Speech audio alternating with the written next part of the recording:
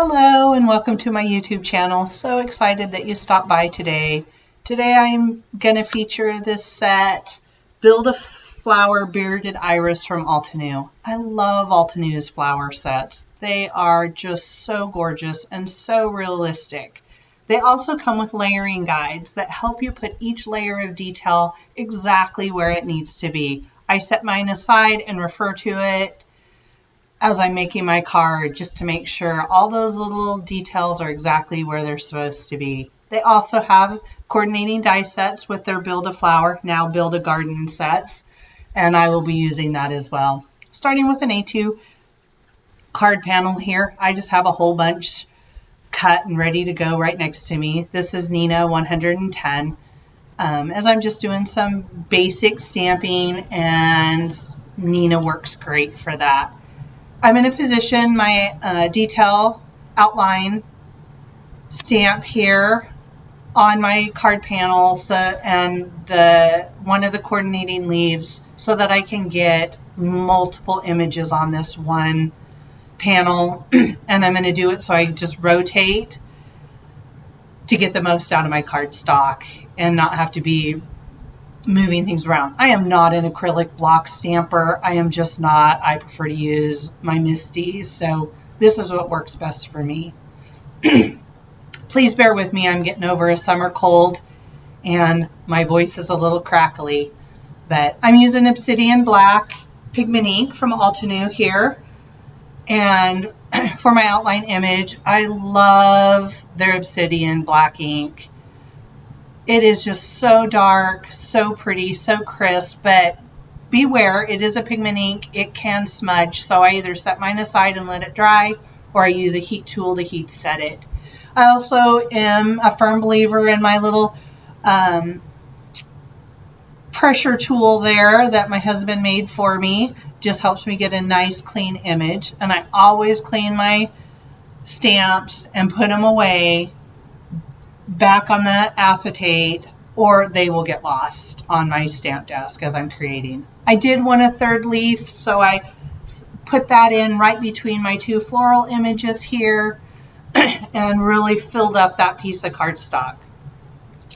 Gonna put it away so I don't lose it either, and I use a homemade stamp cleaner and my microfiber cloth to clean my stamp sets. So I'm going to use my next layer here, and Altenew has them marked. So each image is given a letter, and then the detail that goes with it is given a number. So A1, A2, A3, A4. It is foolproof. You cannot mess up what goes with what. Going to ink that up with the Arctic from the Icy Lake crisp dye ink set. I love that Altenew has their inks and little color groups. Just takes the guesswork out of what goes with what. Of course I mix and match from time to time, but it just works perfect. And I love this Icy Lake set that they've put together is just gorgeous. The blue is just a perfect blue. So for my second layer, I'm going to use my layering guide, make sure I have it just right where I need it. Sorry, you see my head right there, just making sure it's right where it needs to be. And I'm going to ink this one up using the Persian blue. Make sure I have a good covering of Persian blue on there. And I'm going to ink up both of my flower images here.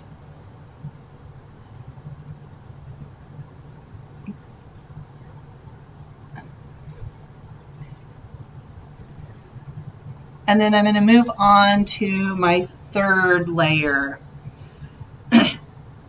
And all the little layers of detail that they put into their stamps, and especially their floral images, just make them so realistic. My mom was an avid gardener, loved irises, had irises in my yard the whole time growing up. They are gorgeous. I've seen all colors of them. And this image is very, very, very realistic. So when I put in this image, I really had to refer to my layering guide. I pointed out a couple areas there that they show you to look for to make sure it's just perfect.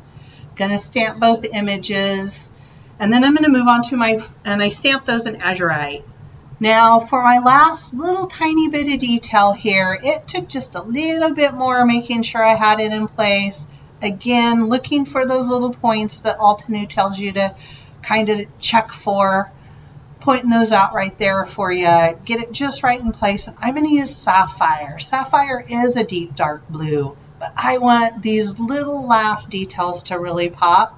So I'm going to double stamp the sapphire just to make them a smidge darker. And that's what's great about ink, is you can stamp it once, twice, 3, 4 times, and you're going to get a more deeper, darker, saturated color each time. So the stamp pads actually can go farther when you stamp them multiple times, because you're getting a different version of that color each time. So I got those done, gonna clean that, put that away, and yeah, the blue stained my clear stamps a little bit, but that doesn't bother me. It doesn't hurt them. They still work just the same. So next I'm gonna do my leaves, and I'm gonna use the Tropical Forest color family here, and I'm going to start with Parrot. Parrot is one of my all-time favorite greens that Altenew has.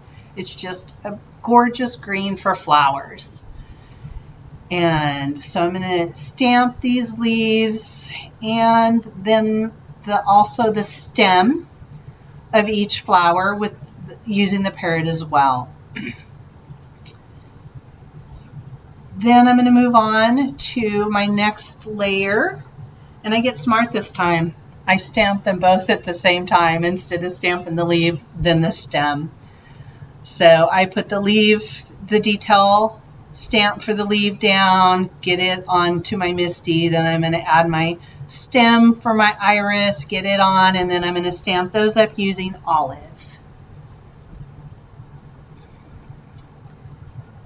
Get those inked up, and then I will do both flowers and those leaves, and then I will remove my stem and come back in and add that detail on my that middle extra leaf I have there. I just wanted 3 leaves instead of 2. Get him all inked up, get him all stamped, then I'll get him cleaned and put away. And then that's it for the leaves. They only have 2 layers there, but there's a little tiny detail 3rd layer for the stems. Gonna work and get that in place, and I'm gonna use moss. But again, that's the deepest in this color family, and I wanted it just a little darker, so I'm gonna double stamp it to make that moss just a little deeper green. Going to do that for both irises and get that put away. And if I do not clean and put those little images away, if I just set them off to the side on my stamp desk, I will probably never find those again. So I'm going to use my Mini Blossom. I love my Mini Blossom. It just sits right here on my work surface, right within arm's reach. It's perfect for small images. So I'm just cutting these apart so I can run them through. It's just, to me, quicker than getting up and taking everything over and running it through one of my other die cut machines. If it fits in the Mini Blossom, I will use it. I'm going to use some Easy C tape to hold my coordinating dies in place. I don't want them to move or shift as I'm running it through. And the Mini Blossom, it just goes through so easy, just like butter, cuts perfect. I've never had to use my metal shim, and my plates have not warped in all the time I've had it. It is just such a little powerhouse. So I'm going to take time. I'm going to cut both flower images, all 3 of my leaves. I'm going to set those aside so we can build the little bouquet on our flower. I did use a little paper piercing tool there to remove any of the little sections in my flower in between leaves and petals and such. So next I'm going to take this A2 panel of 110 Nina, and I'm going to use the Pink Fresh Studio diagonal stitches rectangles on it. I just wanted a little bit of detail on this background panel. So I'm going to take this, run it through my Gemini, as it is too big for the mini blossom, and then we're going to do a little ink blending on it to just make those images pop a little bit when I put those irises on there, and to add a little interest. So I am using bamboo for this and a large blending brush from Altenew. I love Altenew's blending brushes. They just make blending so easy and so beautiful. So I'm starting with it in the middle because I kind of wanted to work my way out. It's not going all the way to the edges. And then I'm going to actually do a little splattering. Who doesn't love to splatter on their cards? And I definitely do. So I'm just going to use an acrylic block, a watercolor brush from Altenew, and it's brand new. I don't have water in it yet, so I just grabbed a little dropper I have on my desk with some water in it. Instead of squeezing water out, because there's no water in there. And that helps make the splatters go on just a little easier. I'm going to mix that water up with the bamboo ink, and then I'm going to just flick it onto my panel there. And boom, there goes a great big blob. No worries, one of my irises are going to go right over the top of that. So next I'm using the Heartfelt Sentiments set. Love this set. I think it's been around a long time. Needed some get well cards, so this Wishing You a Fast Recovery is perfect and looks so gorgeous embossed. Using the Antique Gold Crisp Embossing Powder from Altenew on some jet black cardstock, prepping my paper with the Rabbit Hole Designs Anti-Static Powder Tool, using some Versamark to ink up my sentiment, and I will stamp it twice. I always stamp with any embossing ink twice, just to make sure that it goes through that powder and I get a nice embossed image. And their Altenew's Antique Gold powder is gorgeous. It just, the color of it is the perfect gold. So going to sprinkle that on, tap off the extra, and then I'm going to heat emboss that with my heat tool. I do a little bit of heat from the front and the back. If you have the time and can just heat from the back, you tend to get a smoother image, but I'm usually not that patient. So I do a little bit from the front, do a little bit from the back, and get it nice and heat set it aside, wipe off the extra anti-static powder with my cloth, and then I'm going to use my featured sentiment dies to cut out my sentiments. Again, this goes right through my mini blossom, and I love the little rounded corners on these. So this is a little too long. I'm just going to double cut it. So I cut it once, and sorry, this isn't on the camera super well, and then I just adjust it to cut it at that other end. And that's all I have to do is just cut that quick little end. I don't run the whole thing through, so I don't want to accidentally cut where I don't want to cut. And boom, I have a gorgeous rounded edges on both sides. So I'm using a Parchment Cardstock card base. It's not as sturdy and as thick as I like it to be for a card base, so I'm just adding a cut down panel. It's 4 by 5 1/4. I cut it down. It's just a piece of Nina 110, gluing it with some Bearly Arts glue. Liquid adhesive is my glue of choice, to the inside of my card. That adds a little bit of stability to my card base. And then we'll be adding our finished card panel, which will add the stability to the front. That way, if somebody wants to set the card up, it's perfectly strong enough to do so. So here I just kind of decided where I wanted everything, and I'm going to use scrapbook adhesive foam squares to add my sentiment and one of the flowers. So here I'm using just the 3D foam squares to add my sentiment. I just put them on there, take the little backs off, and position it right where I want it, and adds a nice little bit of dimension to the card. So next I'm going to add my first iris. I'm just going to add that directly to my card base there, using again the Barely Arts glue. Liquid adhesive just gives me a little bit of time to move stuff around if it's not exactly where I want it. So that's why it's my adhesive of choice. Going to get that in place, press it down, make sure it's nice and secure.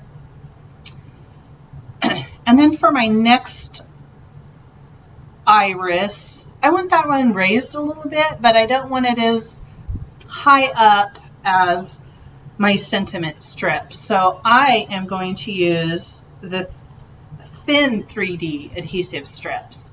But first I cut just a little bit off the stem so they're not at the exact same height. So I add my little 3D squares all to the back. I take the small squares and I cut them in half to make sure I have squares. I have foam on my little stem there because I don't want it to get squished in the mail, and cutting them in half just works perfect. Take all the backers off, and I'm going to put that right into place where I want it.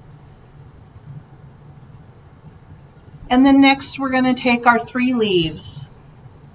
And I chose 3 leaves because I tend to like to do things in 3s if I can. Since I only had 2 flower images here, I wanted to make sure that I had 3 leaves. That gives us 5 images on the back. So I just kind of am cutting because I don't need the whole leaf. And I make sure it fits right where I want it. Use some of my liquid adhesive to put that in place, press it down real good. And then I'm going to do that with my other 2.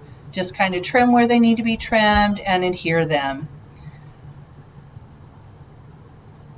Altenew and their flowers, their flower images and their sentiments is what drew me to this wonderful company. They are so pretty, and these irises just make the most beautiful card. Just stunning. They are second to none when it comes to flower images for sure. So I'm going to get all these guys in place, and then I'm going to take and adhere this background panel to our parchment card base. Again, just using my liquid adhesive.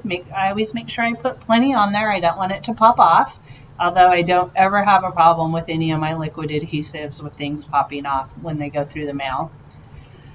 Next, I want to add just a little bit of bling. So I'm going to use some gold satin baubles from Trinity Stamps. I think they look beautiful with the antique gold embossing powder from Altenew. I'm just kind of placing them on there, making sure they're exactly where I want them to be. And yeah, I have a tendency to put too many on, so I really had to restrain myself and stick to just 5. Again, I try to go with odd numbers when I'm adding these little embellishments. Sometimes that doesn't work, but here it worked perfect. Once I have them in place, I use a little bit of Ranger Multi-Medium Matte Adhesive to glue those in place. I just like this. Any of the glue that pokes out, it's matte. You can't really see it. It blends right in. So that is my adhesive of choice for any sort of embellishment. And get those all glued into place. And my card is finished. This is it. Love these iris images, and thank you for stopping by.